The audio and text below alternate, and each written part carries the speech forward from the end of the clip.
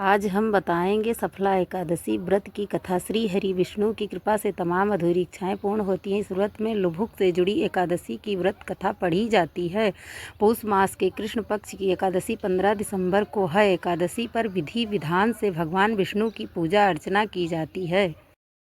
युधिष्ठिर ने पूछा, पौष मास के कृष्ण पक्ष में जो एकादशी होती है इसका क्या नाम है, उसकी क्या विधि है और उसमें किस देवता की पूजा की जाती है। भगवान श्री कृष्ण ने कहा कि पौष मास के कृष्ण पक्ष में सफला नाम की एकादशी होती है। उस दिन विधान से ही विधि पूर्वक भगवान नारायण की पूजा करनी चाहिए। सफला एकादशी को विशेष रूप से दीपदान करने का विधान है। रात को वैष्णव पुरुषों के साथ जागरण करना चाहिए। जागरण करने वाले को एकादशी का पूर्ण फल मिलता है। अब सफला एकादशी व्रत की कथा सुनो।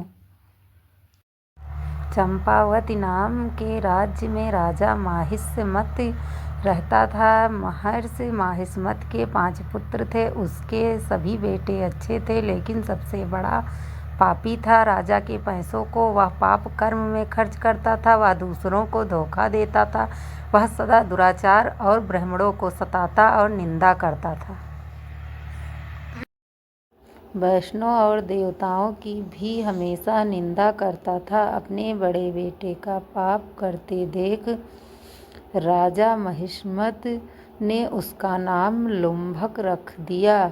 फिर पिता और भाइयों ने उससे पीछा छुड़ाने के लिए उसे राज्य से निकाल दिया।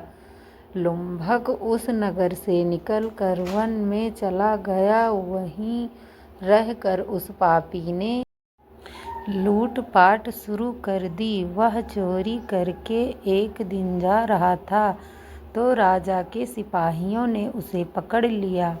उसने अपने को राजा माहिष्मत का पुत्र बतलाया तो सिपाहियों ने उसे छोड़ दिया, लेकिन उसे राज्य में नहीं आने दिया। वह पापी वन में रहने लगा और मांस तथा वृक्षों के फल खाकर जी रहा था। एक दिन वो पुराना पीपल के पेड़ के पास आराम कर रहा था। उस वन में वह वृक्ष एक महान देवता माना जाता